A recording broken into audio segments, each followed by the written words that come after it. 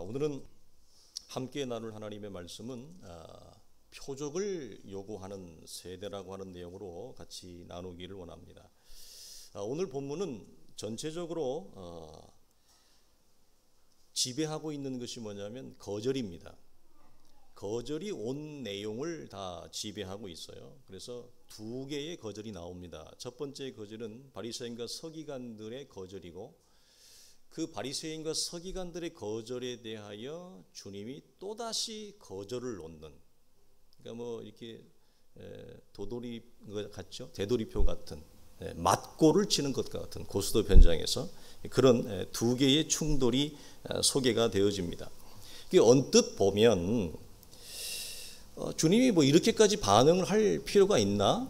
이런 생각이 들지 않습니까? 왜냐하면 서기관과 바리새인들이 표적을 요구하잖아요. 그러면 주님이시니까 그들의 입맛에 맞게 한번 표적을 한번 더 이렇게 보여주면 되는 거 아니에요? 이런 생각이 듭니다. 그런데 주님은 아주 단박에 거절을 하십니다. 그리고 하나를 더 붙이는데요. 악한 세대다, 음란한 세대다, 이 말까지 더 붙여요. 그러니까 듣는 사람이 얼마나 기분 나쁘겠어요. 성도들에게 물어보겠습니다. 표적을 요구하는 것이 잘못된 일인가요? 이렇게 주님으로부터 거절과 핀잔을 받을 만큼 잘못된 일인가? 라고 하는 겁니다. 마태복음 16장을 가면 한 번 더 나와요. 거기에서는 바리새인 외에 사두개파가 더 추가가 되어져요. 그러니까 이스라엘의 모든 종파가 다 포함된 거예요. 바리새파, 사두파, 서기관파. 이스라엘을 지도하고 있는, 주도하고 있는 모든 파가 예수님에게 어떤 요청을 하냐면 하늘로부터 오는 표적을 구합니다. 여기는 조금 더 강력해. 이 하늘로부터 오는 표적이라고 하는 표현은 뭐냐면 출애굽했을 때에 이스라엘이 경험했던, 모세를 통해 임했던 10가지의 재앙, 그 10가지의 재앙이 하늘로부터 왔잖아요. 그 하늘로부터 오는 부인할 수 없는 그런 하늘이 열리는 표적을 보여달라는 거예요. 엄청난 표적이죠. 자, 여러분, 표적의 목적은 뭐냐면 검증입니다. 당신이 진짜 메시아가 맞아요? 이런 얘기죠. 사도 바울을 늘 괴롭혔던, 그가 사도하는 내내 그를 괴롭혔던 꼬리표가 있습니다. 그게 무엇이었어요? 당신은 진짜 사도가 맞습니까? 이거였습니다. 왜? 당신은 원래 살인자였잖아요. 그리고 원래 교회를 핍박하는 자였잖아요. 그리고 제일 늦게 부름을 받았잖아요. 당신이 진짜 사도 됐는지 아니면 거짓을 하는지 우리가 어떻게 알 수 있어요? 그 표를 보여달라. 그리고 사도의 언사가 별로 좋지 못했습니다. 그가 아는 것보다 말하는 능력이 작았습니다. 그는 글을 쓰는 능력은 탁월했지만 말을 사용하는 것이 좀 다를 수 있어요. 그러니까 사람들이 좀 아닌 것 같은데, 말하는 것 보니까 사람이 모자란 것 같아, 이런 거예요. 사도가 아닌 것 같아. 그래서 당신이 정말 하나님이 그리스도가 부른 종이 맞습니까? 이런 거고요. 구약에서는 늘 하는 거, 진짜 종이에요? 진짜 선지자예요? 이런 거였습니다. 그래서 특별히 구약 성경을 보면 표적을 요구하는 사례가 어렵지 않게 많이 나옵니다. 대표적으로 모세 같은 경우도 이렇게 얘기하죠. 하나님, 내가 정말 당신이 보낸 종인 줄 저들이 믿지 아니하면 어떡합니까? 어떡하죠? 깜놀하는 거죠. 그러니까 하나님이 모세의 지팡이를 손을 들게 해서 모세의 지팡이를 드는 이적을 행하는 것부터 시작해서 이스라엘 앞에 모세가 이적을 행할 수 있는 표적으로 함께 하시죠. 사사시대의 기드온의 양털 사건, 대단한 거죠. 이스라엘은 광야 지역이기 때문에 아침과 이 새벽과 낮의 온도차가 대단합니다. 그 온도차가 큰 지역일수록 뭐가 많이 내려요? 이슬의 양이 생각보다 많습니다. 엄청납니다, 이슬이. 그래서 엘리야 시대에 우로가 끊어졌다라고 할 때 비와 이슬이 멈추는 거예요. 농작물이, 여러분, 이슬이 내리지 않으면 절대 농작물은 살지 못합니다. 다 죽어버립니다. 이슬의 양이 어마어마하거든요. 그래서 온도차가 크니까 양털 사건을 통해서 하루는 양털에만, 하루는 마당에만 이 기적을 보여달라는 거였어요, 기드온이. 그래야 내가 나가 싸울 수가 있겠습니다. 이런 거였어요. 심지어 엘리야도 하늘에서 불을 내려달라고 요청할 때, 자, 주님은 지체 없이 단박에 표적으로 친절하게 답하셨어요. 그런데 오늘은 왜 거절하시느냐 이 말이에요. 그런데 어떤 차이가 있습니까? 전자의 이 하나님의 사람들은 이미 하나님과의 관계 안에 있는 자들입니다. 주 안에 있는 자들입니다. 믿음 안에 있는 자들입니다. 믿음 밖에 있는 자들이 아니에요. 그런데 왜 그들이 표적을 요구했어요? 주 안에 있지만, 예수를 이미 믿지만, 무엇 때문에? 모세의 연약함, 기드온의 연약함. 여러분 사사기를 보십시오. 출애굽기를 보십시오. 하나님의 손에 들림받아 쓰임을 받는 그 당시에도 모세와 기드온은 두렵고 떨었습니다. 그래서 구약 성경에 수없이 등장하는 반복되어지는 하나님의 어떤 인물을 지명하여 선택하여 불러 그를 통해 위대한 하나님의 일을 펼치실 때마다 항상 수거처럼 나오는 표현이 있어요. 그게 뭐예요? 두려워하지 말라, 담대하라, 내가 너와 함께 함이니라.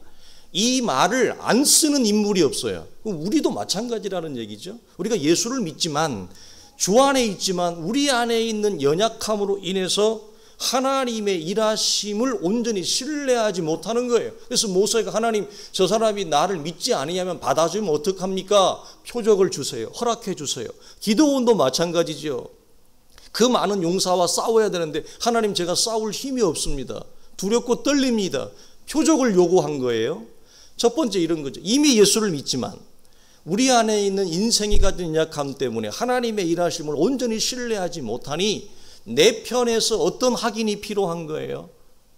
하나님이 나와 함께한다, 하나님이 나를 통해 역사하고 일하고 있구나, 이걸 확인하는 차원에서 표적을 요청했을 때 주님은 거절하지 않았어요. 그들 속에 하나님의 능력이 임했던 것입니다. 아니면 이런 거죠. 엘리야 같은 경우는 뭡니까? 세대가 악합니다. 악하다는 말은 무슨 말이냐면 하나님을 거절하고 거부하는 세대라는 얘기예요. 윤리 도덕적으로만 타락한 걸 얘기하는 것이 아니라 성경에서의 악은 뭡니까? 하나님의 말씀을 받지 않는 것, 하나님을 거절하는 걸 성경은 악이라 그래요. 윤리 도덕을 얘기하는 게 아닙니다. 하나님의 은혜를 거절하는 것이 가장 큰 악이에요. 그 엘리야와 엘리사의 시대가 하나님을 믿는다 하지만, 제사를 드리고 예배를 드리지만 하나님의 은혜와 말씀을 받지 않는 세대였어요. 그걸 악이라 그래요. 그래서 그 악한 세대 가운데 엘리야가 무엇을 드러내기를 원했습니까? 너희가 잘못된 선택을 했다, 이겁니다. 하나님은 살아계셔. 너는 하나님이 아니라 다른 걸 선택해서 그걸 보여주기 위해서 하늘에서 불을 요청했어요. 그럴 때 하나님은 뭡니까? 하늘의 문이 열리고 불이 비처럼 쏟아지는 역사를 보여준 거예요. 자, 두 가지 경우는 뭡니까? 인생의 연약함, 그리고 악한 세대 가운데 하나님의 하나님 되심을 증거하기 위하여 표적을 요구했을 때 하나님은 지체 없이 당신의 자녀들 속에 함께하는 역사를 허락하셨다는 거예요. 그러나 오늘 이 본문에서 등장하는 서기관과 바리새인은 그런 의도와 목적이 아니에요. 단박에 이미 결정돼 있어요. 뭐가? 거절이 목적입니다. 표적이 목적이 아니라 거절이 목적입니다. 하나님, 제가 연약해서 믿어지지가 않습니다. 하나님, 제가 말씀을 듣고 싶은데요, 제가 믿고 싶은데요, 믿어지지가 않고 말씀이 들리지가 않습니다. 그러니 하나님, 저에게 은혜를 주십시오. 하나님, 저에게 그런 은사를 주십시오. 이런 차원에서의 표적을 요청한 것이 아니라 악한 의도에서 하나님을 시험하고 대적하기 위한 차원에서의 표적을 요청한 거예요. 한마디로 뭐냐면 예수 그리스도의 표적이 자신의 눈에 눈요깃거리에 불과한 것입니다. 눈요깃거리로 요청을 한 거예요. 그래서 이것보다 더 큰 기적은 없어요. 그래서 처음에 시작했던 표적의 요구보다 갈수록 뭘 더 요구합니까? 표적의 강도가 더 셉니다. 더 큰 걸 요구합니다. 그러면 앞에 과거의 작은 표적보다 이후에 더 큰 표적을 보여주면 이 사람들이 예수를 믿을까? 성경은 아니라고 얘기하는 것입니다. 이걸 우리가 확장하면 나눌 게 굉장히 많습니다. 우리가 어떤 영적인 체험이나 은사를 이미 경험한 자들이 있습니다. 그 이미 경험한 자들은 더 큰 체험을 하나님 앞에 소원하죠. 요청합니다. 자, 그러면 작은 체험과 굳이 나눈다면 체험은 다 똑같은 체험이겠지만 작은 체험보다 큰 체험을 하면 믿음이 더 좋아질까요? 우리의 영적인 성장이 촉진될까요? 성경은 오늘 그걸 우리에게 얘기하고 있지 않다라고 하는 거예요. 그래서 이런 차원에서 표적을 요구하는 것이 아니기 때문에 회의적인 믿음을 신실한 믿음, 불확실한 믿음을 선명한 믿음으로 변화되기를 갈구하는 성도의 겸손한 요청이 아니라 단지 자신들의 믿음 없음과 생명 없는 불신앙을 나타내는 표요, 동시에 예수 그리스도의 신적인 사역을 먼저 그들은 사람들 앞에 눈요깃거리로 치부하려고 하는 의도를 가지고 있는, 이 악한 의도를 가지고 있습니다. 그래서 여러분, 심판은, 하나님의 징계와 심판은 어떤 행위 이전에 더 우선되는 게 있어요. 그게 뭐냐면 하나님 앞에서 우리가 어떤 자세와 태도를 갖느냐, 이겁니다. 자세 곧 태도가 하나님 앞에 심판이에요. 보통은 우리는 어떤 결과를, 일을 터뜨려서 결과가 더 이상 손 쓸 수 없는 상황으로 만들어지는 거, 요걸 우리는 두려워하지만 성경은 그것보다 더 이전에 뭘 얘기하냐면 네가 하나님 앞에 지금 어떤 시선을 가지고 있느냐, 네가 하나님 앞에 어떤 태도와 자세를 가지고 있느냐, 자세 곧 태도가 하나님 앞에 심판이요 징계입니다. 그래서 뭐라고 얘기합니까? 사도들이 하나님은 만홀이 여김을 받지 아니하신다.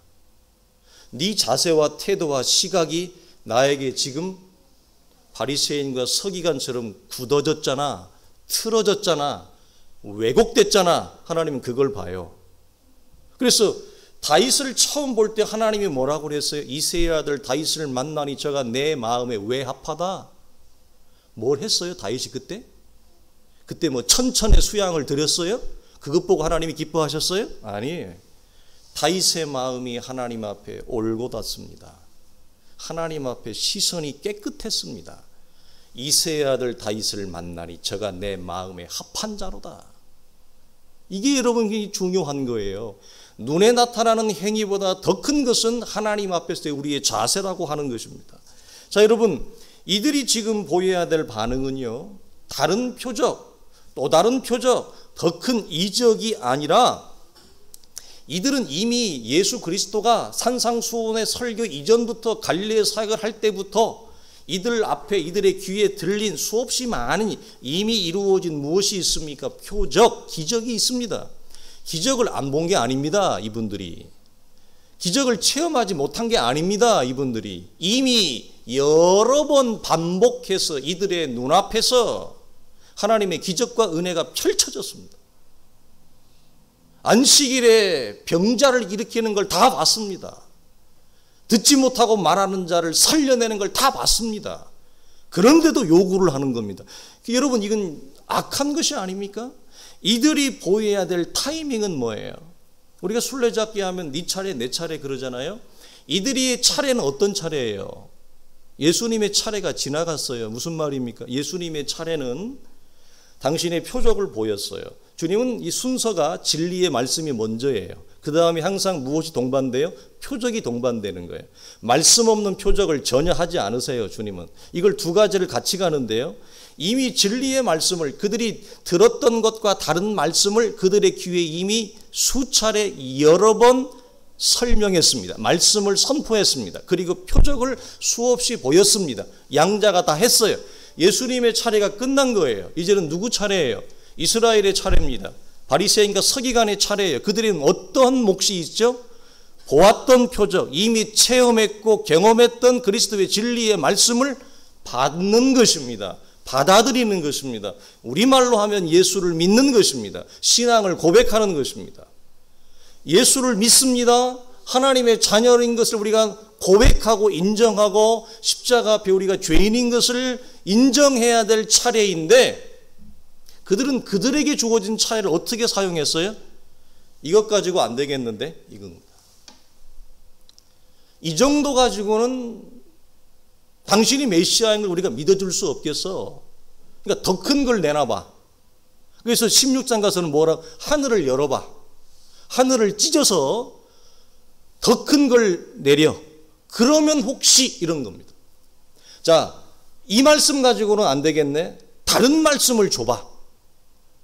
얼마나 여러분 악하고 교만합니까?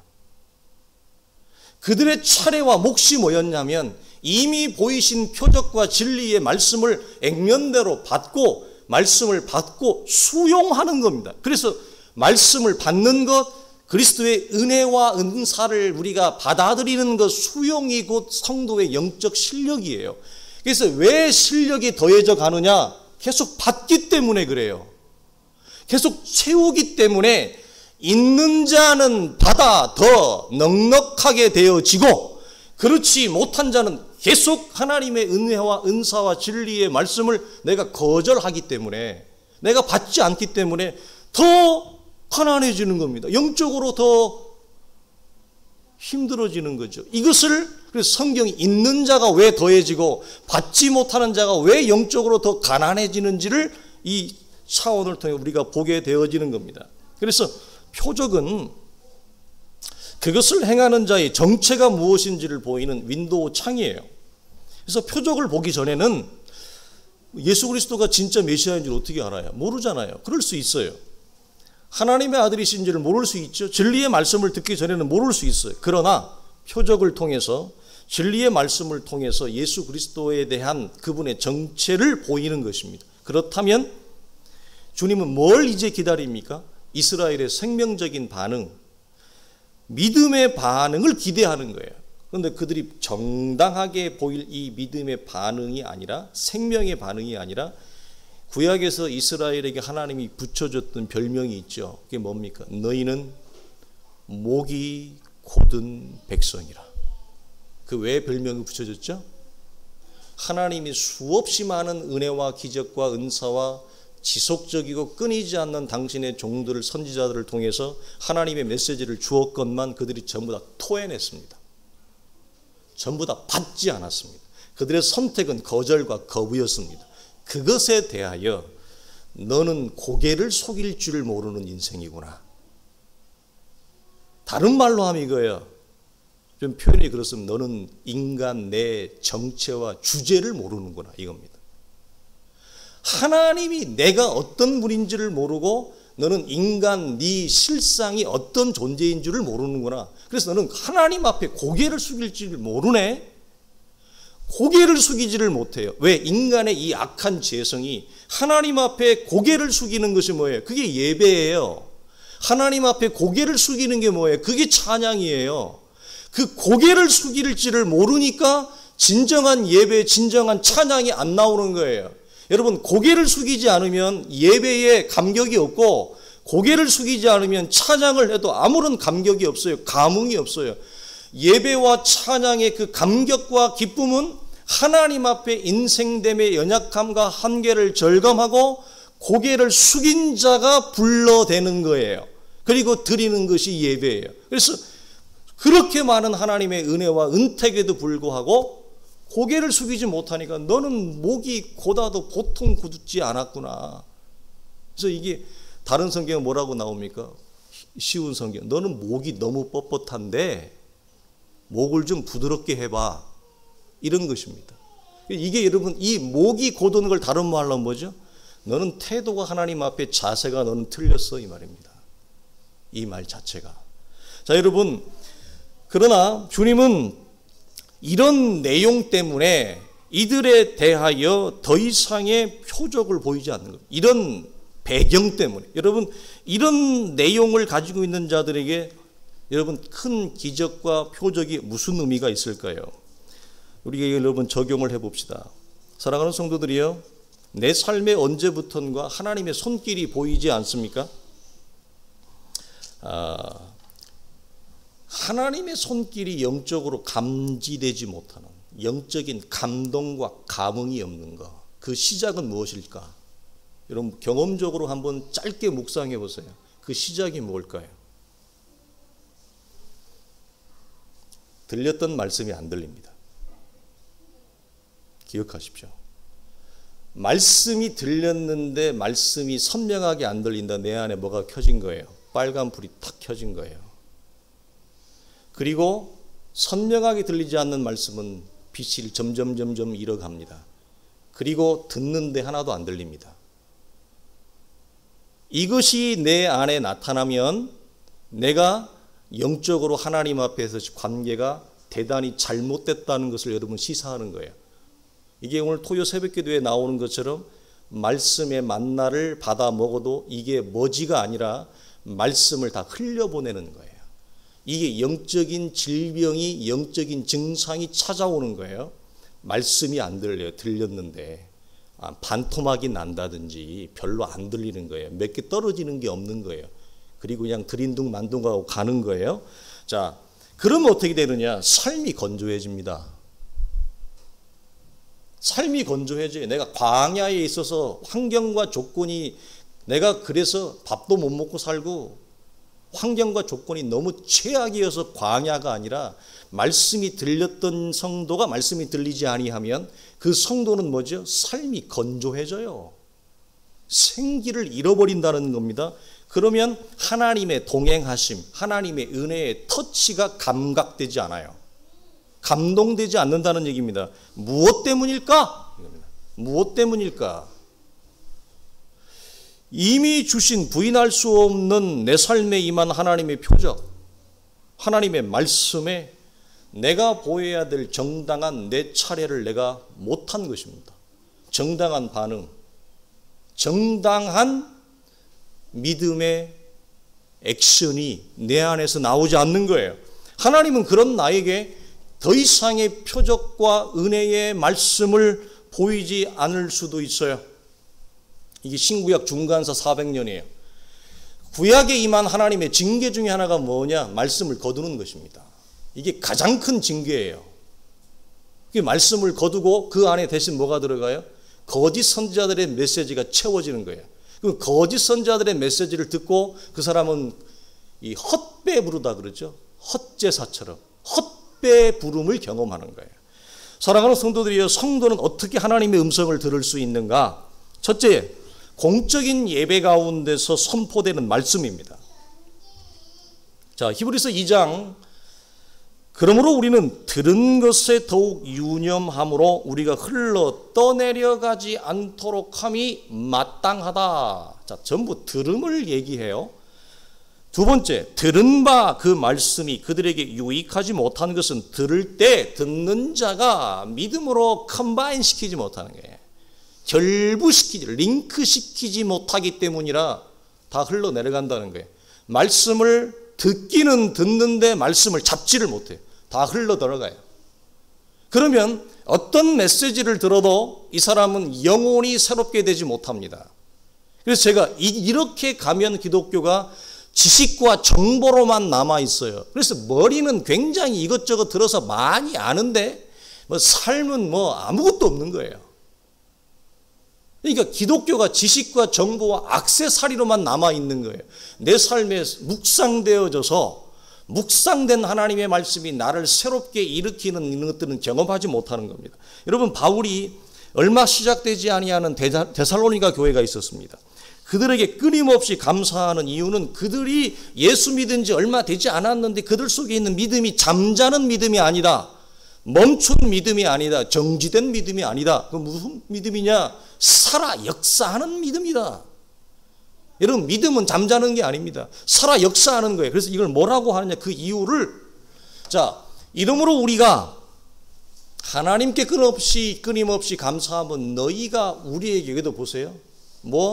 들은 바 하나님의 말씀을 받을 때에 사람의 말로 받지 아니하고 하나님의 말씀으로 받음이니 진실로 그러하도다. 이 말씀이 또한 너희 믿는 자 가운데서 역사한다. 자, 모든 성경이 우리에게 보이는 일정한 지표가 있습니다. 영적인 바로메터가 있습니다. 무엇입니까?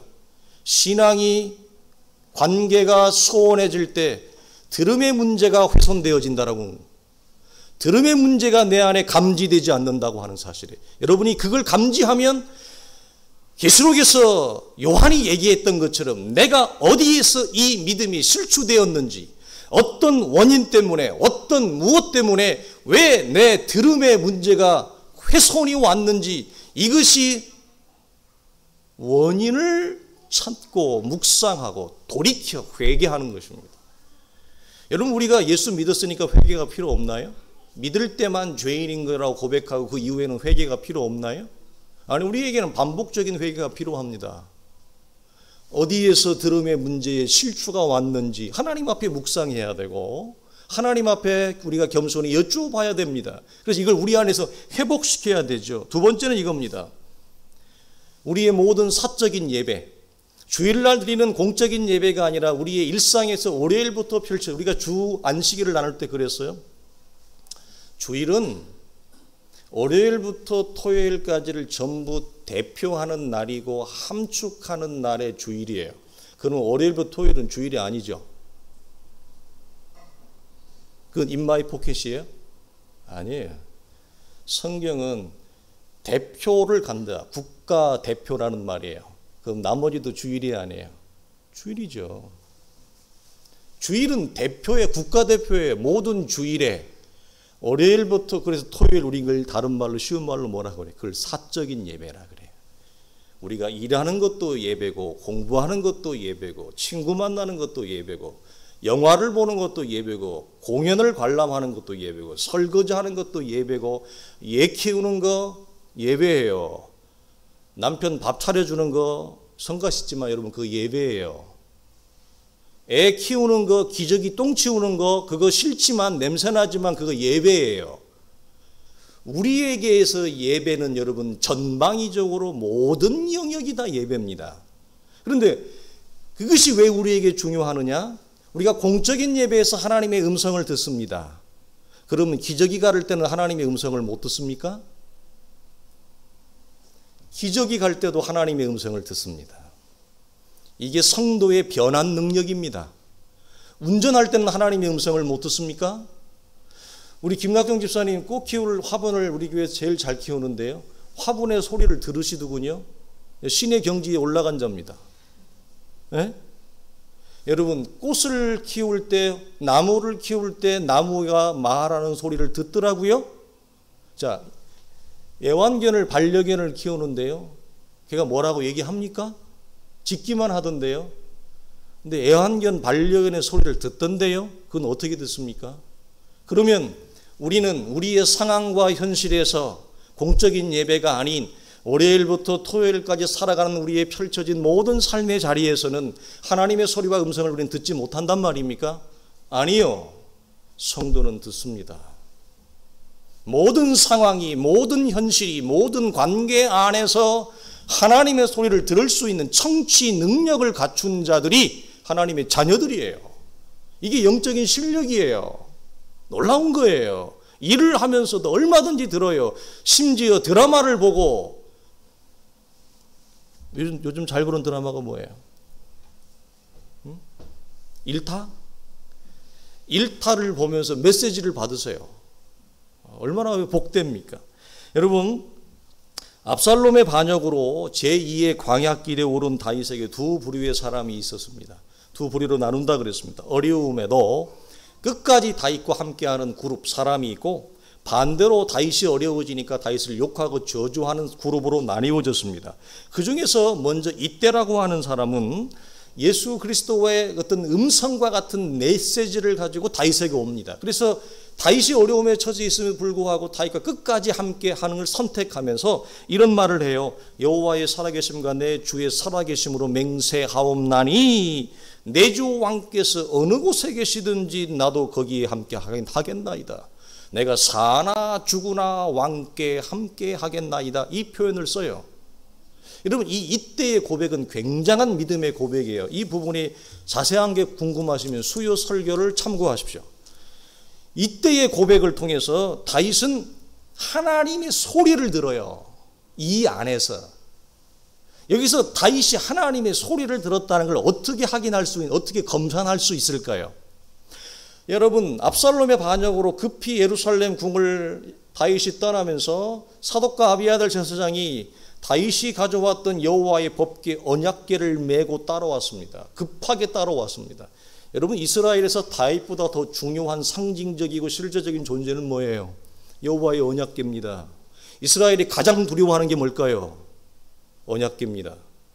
압살롬이 가장 두려워하는 게 뭘까요? 아버지보다 언약궤입니다.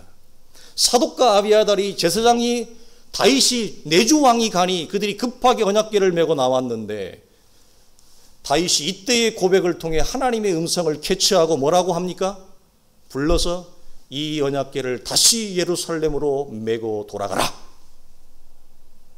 여러분, 이럴 수 있어요? 가장 강력한 무기를 포기하는 거예요.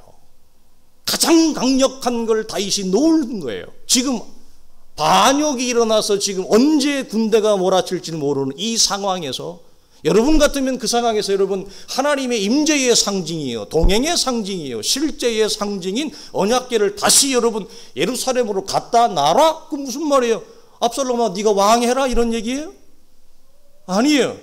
다윗은 거기에서 하나님의 소리를 듣습니다. 이때의 소리에서. 그래서 하나님이 나를 다시 회복시키는구나. 나를 복귀시키는구나. 그래서 하나님이 계신 예루살렘으로 법궤를 바로 지체 없이 돌려보내라고 하는 명을 내리고 내가 법궤가 돌아가는 것처럼 하나님이 나를 다시 돌릴 것이다. 이 소리를 이때의 고백에서 들어요. 여러분, 우리는 모든 상황 얼마나 급박합니까? 그 앞에를 보면 다윗이 재촉을 합니다. 우리가 이러다가 압살롬한테 다 죽겠다. 빨리 재촉을 해서 그냥 간단하게 챙겨서 피난길에 오른 거예요. 그 급박한 상황에서도 이게 무슨 예배가 아니잖아요. 공적인 예배가 아니잖아요. 자신의 충신이 한 말, 툭 던진 말이에요. 성도들이 저한테 툭 던진 말, 아무 목적하지 않고 툭 던진 말에서도 들어요. 이것이 놀라운 것이고 또 하나 결국 여러분 그 유명한 시므이의 저주 아닙니까? 시므이가 따라오면서 이렇게 얘기합니다. 다윗을 향해서 피를 흘린 자여 피를 흘린 자여 보라 너는 피를 흘린 네 죄 때문에 네가 지금 이 모양 이 꼴이 되었다. 가라 이 말이 무슨 말? 가라는 말이 무슨 말인지 알아요? Get out 이거예요. 꺼져 욕입니다. 이게 욕. 주군을 향해서 여러분 욕을 하고 있어요. 그러니까 옆에 있던 다윗의 유명한 사촌 조카죠. 쌈 잘하는 사람. 이 사람은 쌈을 얼마나 잘하느냐. 옛날 정우성 영화에 창수를 가지고 하나 나가지고 몽골에서 다 제압하는 영화가 있었는데 안성기 씨 주에 나오고 이 사람은 창 하나를 가지고 30명을 다 죽여요. 1대 30을 싸우는 거예요. 창 하나 가지고. 다윗의 용사입니다. 그러니까 이게 딱 보니까 이 용사가 보니까 이게 뭐라고 이 죽은 개 같은 존재가 어찌 내주 왕에게 이렇게 욕을 합니까? 주여 말씀만 하시옵소서. 저 죽은 개의 머리를 내가 당장 치겠나이다. 당장. 왜 혼자 30명을 죽이는 용사인데 이 시므이쯤이야 이건 아무것도 아니죠. 그러니까 다윗이 뭐라고 합니까? 내어버려 두어라. 그런데 기가 막힌 말을 해요. 그 욕짓거리. 여러분 사람이요 이번에 비트코인이 좀 터졌대요. 그래가지고 10배가 오르고 100배가 올라가지고 자산이 1000억이 됐다네요. 그럴 때 욕을 듣는 거와 다 잃어버렸어요. 그것도 심지어 피가 거꾸로 솟을 일이죠. 자식이 자기를 죽이려고 칼을 들었어요. 그 마음의 심정과 상태가 어떡하겠어요? 거기서 여러분 우리가 어떤 인간적인 말을 해야 다윗이 위로를 받겠어요? 다시 여러분 힘을 받겠어요? 회복을 할 수 있겠어요? 그런 다윗에게 말이죠. 시므이는 와가지고 저주하고 욕을 해요. 여러분 그런 상황에서 다윗이 뭐죠? 하나님의 소리를 들어요. 내어버려 두어라. 저가 저주하는 것은 뒤에 하나님이 계시다. 하나님이 행하시는 것이니 저의 저주가 하나님이 행하는 것이라면 누가 저 저주를 막을 수 있겠느냐. 내어버려 두어라. 그리고 그 마지막 하나님 앞에 다윗이 기도합니다. 하나님, 저 저주가 나에게 하나님이 나를 불쌍히 여기시거든 이 저주를 하나님 회복시켜 주시옵소서. 이 기도를 해요. 그래서 여러분, 다윗의 아킬레스건이 뭐예요? 피를 흘린 자여, 피를 흘린 자여 반복 2번 합니다. 이 피라는 소리를 들었을 때 다윗이 제일 먼저 떠오를 게 뭘까요? 너 왜 이 모양 된지 알아? 자, 여러분, 성경에 보면 이런 게 참 많이 나와요. 우리도 그런 정서를 다 가지고 있거든요. 너 왜 힘든지 알아? 이런 거죠. 너 왜 어려운 거, 너 이렇게 험한 꼴 너 겪는지 왜 알아? 이런 거예요. 시므이가 와서 한다는 그런 얘기는 핏값을 얘기할 때 본문에서 시므이는 누구의 핏값을 얘기했을까요? 사울 왕과 사울의 자녀들의 핏값을 얘기한 겁니다. 그런데 다윗은 누구의 핏값을 떠올랐을까요? 충신 우리아를 죽인 핏값을 떠오른 겁니다. 이건 다윗의 생애의 아킬레스 같은 거예요. 이것만 나오면 다윗은 여러분 눈을 뜰 수가 없어요. 하나님 앞에 용서를 받았지만 충신 우리아를 죽인 이 핏값은 다윗에게는 씻을 수 없는 아픔이었어요. 이 피난길에 여러분 시므이가 피를 흘린 자여, 피를 흘린 자여 저주하면서 너 이 꼴 당할 줄 알아서 이 말을 할 때 여러분 다윗이 그 속에서 무엇을 들었을까요? 하나님의 음성을 또 듣습니다. 이겁니다. 여러분, 우리는 예배를 통해서만 하나님, 이건 성경이 보장하는 것입니다. 어쩌면 성경이 보장하고 보증한다는 말은 무슨 말이냐? 그리스도와 진리와 성령이 보증한다는 얘기는 공적인 예외에서 하나님의 소리 음성을 못 듣는 것은요, 어떻게 보면 하나님의 책임이 아니에요. 우리 책임이에요. 우리가 하나님의 말씀을 공적인 예배에서 들을 수 있다고 보장해 주었음에도 불구하고 못 듣는 것은요, 어쩌면 우리에게 여러분 화살표가 있을 수 있어요. 더 큰 거예요. 그러나 그건 그렇다 쳐도 우리의 삶에서, 우리의 모든 삶의 현장과 소리에서, 사람과의 관계에서까지도 성경은 뭐 한다? 하나님의 사람들은 아버지의 소리를 듣더라, 이거 아닙니까? 그럼 이들만 들을 수 있습니까? 다윗만 들을 수 있습니까? 우리는 못 듣습니까? 우리는 다윗만큼이 못 돼서? 아니요. 우리도 얼마든지 들을 수 있습니다. 여러분도 얼마든지 들을 수 있습니다. 뭐 하려고 할 때? 들으려고 할 때.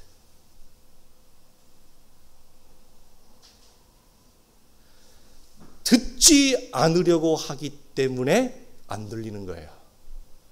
표적의 목적이 뭐예요? 믿기 위해서 표적을 요구한 거예요? 거절하기 위해서 표적을 요구한 거예요? 거절을 선택해 놓고 표적을 요구한 거예요. 자, 예배에 나와서 하나님의 말씀을 들을 때에 내 마음에 어떤 선택, 어떤 자세, 어떤 태도? 들으려고 하는 자세와 태도를 가지고 말씀을 들으면 들려요. 그리고 그래도 안 들려요? 그럼 어떻게 해요? 주님, 나에게 은혜를 주십시오. 고개를 숙이는 겁니다. 하나님, 나에게 은혜를 주십시오. 아버지가 보이지 않습니다. 말씀이 안 들립니다. 모세가 이미 믿었지만, 이미 광야의 훈련을 그렇게 받았지만 표적을 요구하는 것처럼, 엘리야가 이미 하나님의 사람이지만 표적을 요구하는 것처럼, 다른 말로 하면 뭐예요? 하나님 앞에 은혜를 구하는 거예요. 하나님, 은혜를 주십시오. 종에게 은혜를 베푸십시오. 이 목을 숙일 때 하나님은 지체 없이 우리의 삶에 간섭하시고 개입하시고 하나님의 은혜를 내려주세요. 그러나 문제는 어디 있느냐? 내 마음이 이미 아무런 기대, 아무런 사모함, 아무런 간절함, 하나님의 은혜에 대한 소망 없이 그냥 앉는 거예요. 듣는 거예요. 그러면 들은 바 아버지의 말씀이 듣는 바 듣는 자가 흘러 떠내려가고 믿음과 결부시킬 수 있는 자세를, 아무런 열쇠를 가지고 있지 않은 상태로 턱하니 앉아 있기 때문에 그 말씀은 듣는 즉시 흘러나가 버립니다. 물처럼 빠르게 흘러나가 버립니다. 이것을 성경이 우리에게 말씀하는 겁니다. 자, 여러분 본문으로 돌아오면 이스라엘에게 표적과 기사가 부족해서 메시아를 몰라본 것이 아니라 그들 속에 이미 충분했다. 사랑하는 성도들이, 우리에게는 여러분 충분합니까? 충분하지 않습니까? 그들은 메시아가 필요하되 자신들이 원하는 메시아가 아니었다고 하는 사실 때문에 예수 그리스도가 한심 받기였습니다. 마치 구약 이스라엘이 가장 치명적인 여러분 패착이 무엇일까? 구약 전체가 실패의 역사인데요. 구약 이스라엘이 실패한 가장 큰 원인이 뭐예요? 표적이 부족했다? 선지자가 부족했다? 말씀이 부족했다? 아닙니다. 구약 이스라엘의 패착은 모세와 선지자들을 통해 계시한 말씀에 근거한 하나님을 그들이 만든 것이 아니라 자기들의 필요와 자기들의 원함을 따라 만든 여호와 우상, 황금 송아지 사건부터 시작되어지는 자기의 필요와 자기가 원하는 여호와 우상을 만든 것, 우리가 다 그것이 선지서로 넘어오면 맘몬이라고 하는 맘모니즘으로 바뀌어요.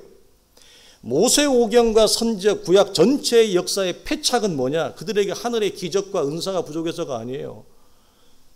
매일 만나주고 매일 구름기둥 불기둥 보여주고 매일 말씀해 주는데 왜 그들이?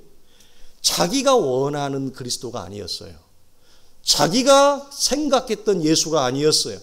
그래서 자기들의 원함을 따라 만든 여호와가 우상적 존재로 바뀌어진 것, 이것이 구약 이스라엘 전체 역사의 패착이었는데, 이 패착을 주님 오셨을 때에 바리새인과 서기관 이스라엘도 전체도 동일한 내용과 모습으로 주님께 반응하는 것입니다. 그래서 하늘에 속한 하나님을 땅에 속한 존재로 바꾸어 놓는 거예요. 이게 우상이에요. 하늘에 속한 신령한 존재를 땅에 썩어질 존재로 바꾸어 놓는 거, 이걸 성경은 음란이라 그래요. 이걸 간음이라 그래요. 단지 육체적인 성폭행만 성경이 간음이라 얘기하지 않고 하늘에 속한 하나님을 땅에 속한 존재로 바꾸어 놓는 거, 이게 간음이고 영적인 여러분 음란입니다. 이것은 사단이 노리는 최고의 전략이고 최고의 덫입니다. 그래서 이 덫에 고만 이스라엘이 걸린 겁니다. 이 덫에 모든 세대가 유혹을 받는 거고요. 여러분, 사단이 노리는 최고의 덫은 말씀 자체의 왜곡입니다. 여러분, 말씀 자체의 왜곡이 왜 무서우냐? 이런 거예요. 여러분, 개인적인 죄는, 물론 개인적인 죄가 공동체 전체에 미치는 영향력이 있습니다. 개인의 죄가 한 가정을 파괴하잖아요. 한 개인의 죄가 공동체도 무너뜨릴 수 있어요. 그런 파급력은 있어요. 그러나 말씀 자체를 왜곡하는 것과 어떤 여러분 결이 다릅니까? 말씀 자체를 왜곡하면 기독교 신앙 전체가 왜곡되는 겁니다. 교회 신앙, 교회 공동체 전체가 왜곡되는 것입니다. 이것이 무서운 것입니다. 개인적인 죄와 왜곡은 어떻게 보면 좀 작죠? 뭐 좀 국한되어질 수 있습니다. 왜 사단이 이것을 가장 노리느냐? 일일이 찾아갈 필요가 없어요. 물론 사단 밑에 수하들이 많다고 들었습니다. 오늘 본문 마지막에 본문에서 여러분 세 절을 사용해서 귀신의 비유를 들어요. 예수님이. 이거 굉장히 이례적이거든요. 여러분, 이 본문에서 마지막 이 본문에서 가장 많은 내용을 차지하는 게 뭐냐면요, 남방여왕 요나의 표적 빼고 나면요, 주님이 표적을 거절하는 것보다 더 큰 걸 두고 있는데, 그게 뭐냐면 귀신의 비유예요. 이게 세 절이나 차지해요.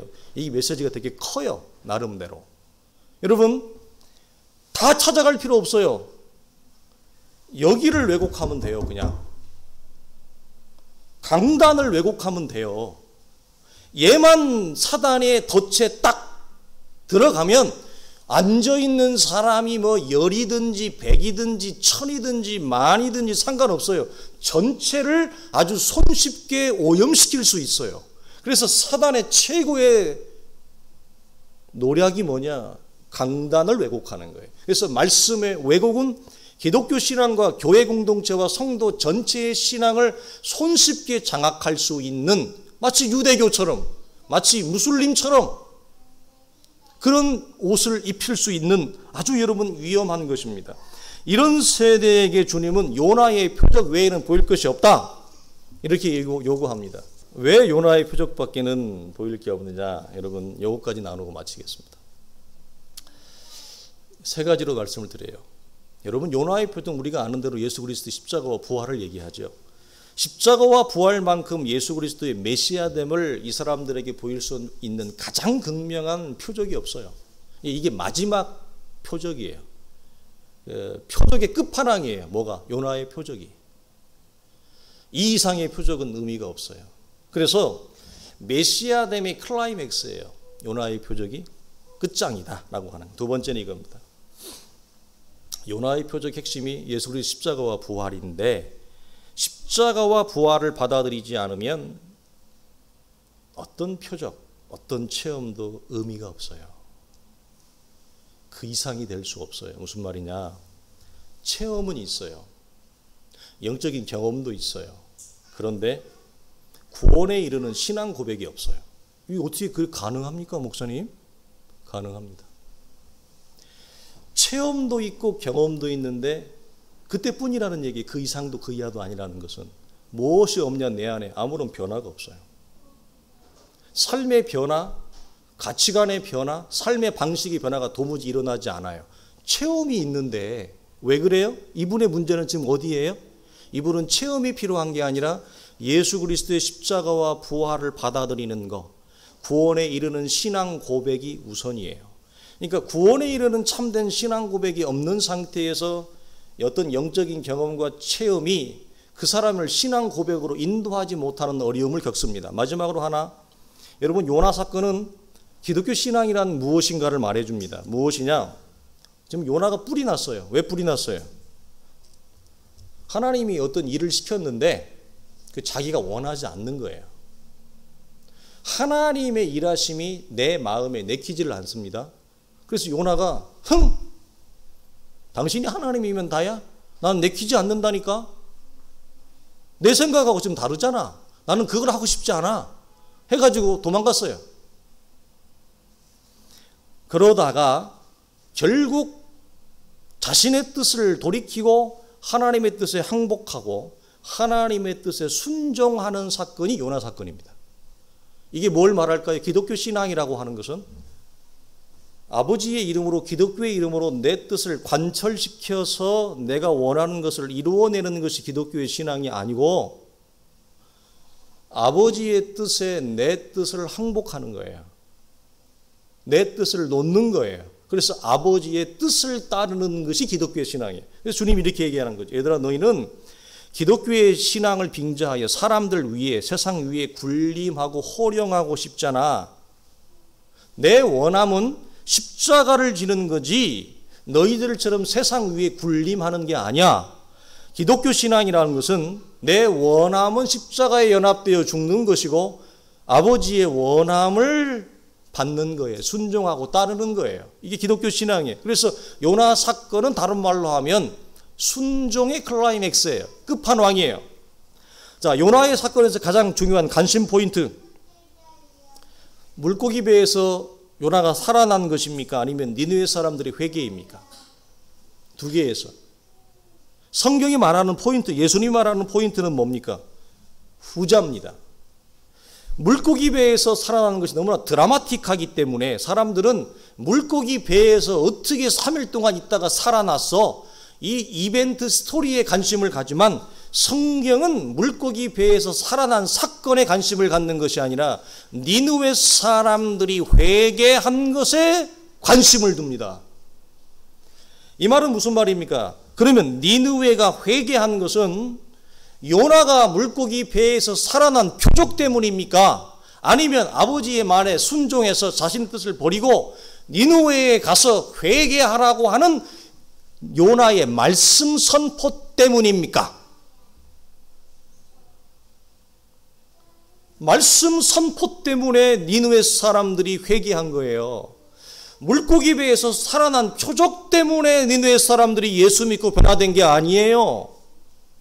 그런데 바리새인과 서기관들은 지금 뭐를 다 깨먹고 말씀 됐고 지겨워 예수 너 이거예요. 지겨워 됐고 표적이나 좀 보여봐 이거예요. 딱 오늘 메시지가 진리 됐고 기적이나 좀 보여봐 이겁니다. 주님이 거기에 응하겠어요? 자 물어봅시다. 여러분 같으면 응하겠어요? 더 이상 표적과 은혜를 주지 않는 것입니다. 오늘 이처럼 예수를 믿으려고 하거나 이와 같은 상태와 상황으로 하나님 앞에 있는 자들이 있습니다. 교회 안에 하나님이 그에게 더 이상 어떤 은혜와 은사나 표적도 보이지 않습니다. 그래서 기도에도 응답이 없어요. 내 영혼의 감동과 감각이 살아나지 않는 거예요. 무감각하고 건조하고 예배가 살아있지 못하고 죽어있고 꺼져있고 왜 그러느냐?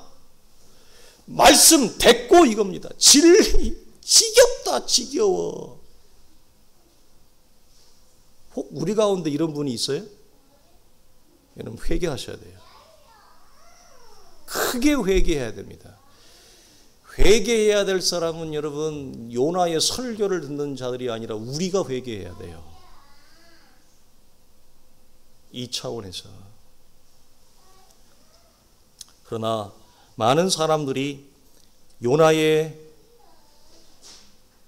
피를 토하는 이 회개의 말씀은 기억하지 못하고 물고기 배에서 살아난 그것만 기억하고 그와 같은 또 다른 요나의 표적을 요구하고 있어요. 재밌지 않습니까? 메시지는 받지 않으면서 요나가 일으켰던 표적 같은 또 다른 형태의 표적을 이 시대에 나에게 요구하고 있어요. 여러분, 아라비아 남부에서 온 스바 여왕도 마찬가지입니다. 그가 어려운 문제로 솔로몬을 시험하러 온 것은 똑같습니다. 서기관과 바리새인처럼. 그러나 그 여인이 여왕이 시바 여왕이 달랐던 것은 솔로몬의 지혜를 들으니 진리였어요. 그래서 뭐 했어요? 따졌어요? 또다시 시험을 요구했어요? 또 다른 표적을 요구했어요? 아니요. 들으니 진리니 받았어요. 그리고 갔어요. 성경이 말하는 건 이겁니다. 표적이 우리를 변화시키는 것이 아니라 진리의 말씀을 우리의 폐부 깊숙이 받지 못하기 때문에 그래요. 이 사실을 여러분 놓치지 마십시다. 여러분, 정작 반응으로 내놓아야 될 그리스도의 말씀에는 아무런 반응을 내보이지 못하고 다른 표적은 없어 하늘로부터 오는 표적을 구하는 것. 사랑하는 성도들이 우리는 좀 다른가요? 자, 우리는 말씀의 포커스가 1차 대상이 바리새인과 서기관이었습니다. 구약 이스라엘이었습니다. 사실 이것은 우리를 말함입니다. 우리는 좀 다른가요? 여러분, 우리는 좀 다릅니다. 우리는 서기관과 바리새인이나 구약 이스라엘과 다른 상황에 있어요. 여러분, 그들이 살아간 상황과 현실과 우리는 달라요. 이거 우리가 인정해야 됩니다. 우리가 인정합니다. 여러분, 달라요. 우리는. 우리의 걸음이 그들의 걸음하고 이러면 똑같다고 본질적으로 원리적인 면에서 그럴지 모르지만 현실에 느끼는 피부적인 것은 여러분 완전히 달라요. 우리는 다른 상황과 다른 현실에 있어요. 이전과 다른 이런 믿음을 세워가야 되는 거예요. 여러분이 하나님 앞에 우리가 같이 해야 될 영적 숙제예요. 믿음이 우리에게 다 있지만 우리 성도들이 믿음이 다 있어요. 그걸 제가 모르는 바가 아니에요. 훌륭한 믿음이에요. 좋은 믿음이에요. 그러나 우리는 이전과 다른 믿음으로 우리의 믿음을 세워가야 되는 현실과 상황이 있고 또 하나가 뭡니까? 교회를 세워가야 되는 상황과 현실, 무엇보다도 신앙을 우리의 자녀들에게 계승시켜야 돼요. 우리 성도들은 저나 우리 성도들이 다 연배가 비슷비슷해요. 비슷비슷해요. 뭐 할아버지 없잖아요. 우리 할머니도 없어요. 무슨 말이냐면 우리에게 주어진 중요한 우리의 부모된 자의 역할과 목 중에 하나가 뭐냐면 우리만 예수 잘 믿어도 되겠습니까? 나만 구원받아도 되겠습니까? 우리의 자녀들에게 신앙을 계승시켜줘야 돼요. 그리고 우리의 자녀들에게 믿음을 심어줘야 돼요. 믿음을 일으켜주고 심어줘야 되는 신앙의 아비된 자, 부모된 자의 역할과 자리가 달라요. 바리새인과 서기관과 달라요, 우리는. 그렇다면 모세가 요구했던 표적 우리는 요구하면 안 됩니까? 기드온이 요구했던 양털과 같은 표적을 우리는 요구하면 안 됩니까? 우리가 바리새인과 서기관입니까? 주님을 거절을 하기를 이미 마음에 선택해 놓고 거절을 목적으로 어디 해봐. 우리가 그런 차원으로 하나님의 은혜와 은사를 구하는 자들이 아닙니다. 하나님의 표적을 구하는 자들이 아닙니다. 우리는 그것이 내 인생의 연약함이든지 하나님의 나라의 왕되심이든지 우리는 하나님의 나라를 위하여 모세처럼 기드온처럼 엘리야처럼 우리도 주 예수 안에서 그리스도의 이름으로 표적을 구할 수 있어요. 그래서 그 표적을 구하십시오. 예수 안에서. 그리고 그 표적을 여러분의 것으로 성취하십시오. 누리십시오. 그래서 하늘의 표적이 모세에게만 있고 나에게는 없다. 얼마나 불공평합니까? 왜 기드온에게는 하나님의 표적이 임했는데 왜 내 삶에는 표적이 임하지 않습니까? 왜 엘리야에게는 하나님의 불의 표적이 임했는데 왜 나에게는 임하지 않습니까? 내가 구하지 않는 것, 내가 소망하지 않는 것이 원인이 아닙니까? 우리는 주 예수 안에서 얼마든지 우리도 하늘의 표적을 요구할 수 있습니다. 그럴 때 하나님은 우리의 자세, 곧 하나님 앞에 갖는 순전한 태도로 인하여 지체 없이 하늘의 표적이 우리의 표적이 될 줄로 믿습니다. 이 표적을 여러분 경험하시고 누리시고 이걸 통해서 하나님의 나라가, 하나님의 일하심이 내 삶과 우리의 가정과 직장과 기업과 우리의 관계와 주의 교회 안에서 놀라운 하나님의 나라의 왕되심이, 일하심이 충만히 드러나기를 주님의 이름으로 간절히 축원합니다. 기도하겠습니다. 걸어가신 아버지 하나님 감사합니다. 오늘 이 말씀이 우리의 말씀이 되게 하시고 모세의 표적이, 기드온의 표적이, 엘리야의 표적이, 여호수아의 표적이 우리의 표적이 되게 하여 주옵소서. 우리 주 예수님의 이름으로 간절히 기도하옵나이다. 아멘.